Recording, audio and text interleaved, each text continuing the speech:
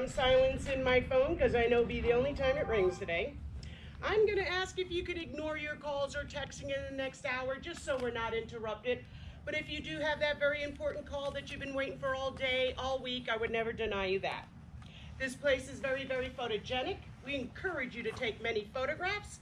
You can take photographs in this first self-guided room, but once I do take out the keys, unlock the door, there's no photography, no videoing or recording allowed.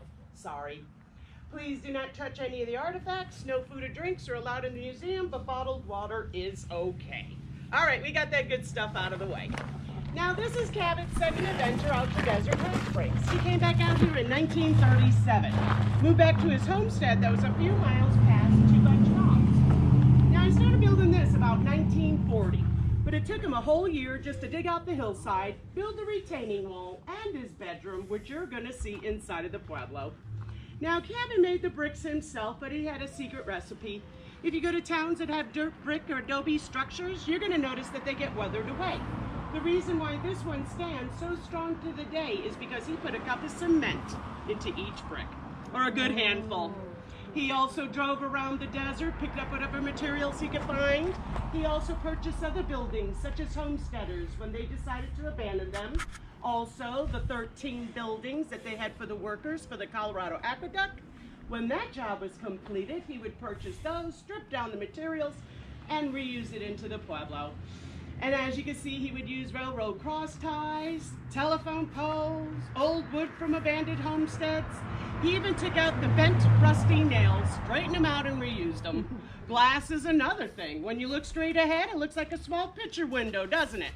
But now, if you look up at the tower right underneath the large light, or perhaps at the end of the Pueblo by that painted kachina, you're going to notice different designs that go through some of our windows. That's because he would pick up broken jars of glass and frame them into the windows. That's a lot of work, isn't it? The driftwood you see comes from the Coachella Canal that's down by the Salton Sea. Now, Cabot inspired this Pueblo off of a Hopi Pueblo, but it's not your traditional Pueblo, is it? It has way too many windows and doors.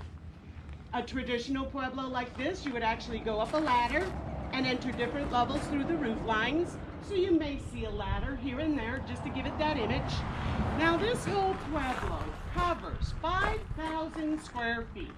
It has 35 rooms, 65 doors, 18 openings to the outside, 30 roof lines, and 150 windows. Now, Cabot was taught that symmetry suppressed the human spirit, and asymmetry allows that creative voice to flow. So he actually liked that nothing matched, and that's a good thing. He was also a painter, and he did paint kachinas on the side of these buildings, but these are over 2 years old now. We had our high schoolers duplicate the first duplicates, because if you read that plaque, it shows they were done in 2008. by an alternative school in Desert Hot Springs, but they weren't sealed, or perhaps we didn't keep them sealed, so they peeled away on us. So we had the high schoolers duplicate them once again, and they truly did do a beautiful job. I will be showing you a picture of opening day from the late 40s, the early 50s. You won't be able to compare them side by side. It is a black and white picture, but you'll get a great idea of how well the kids did copy them. We still do have the originals, and hopefully soon in the future they'll find a spot and maybe display one or two of them just so you can see what the originals did look like. All right, you folks ready to get started? Perfect. Please watch your footing. It's a very rustic place. And splinters is another thing. Please be careful. Watch out for these splinters. What's that? Grooves. Toes cups. Oh,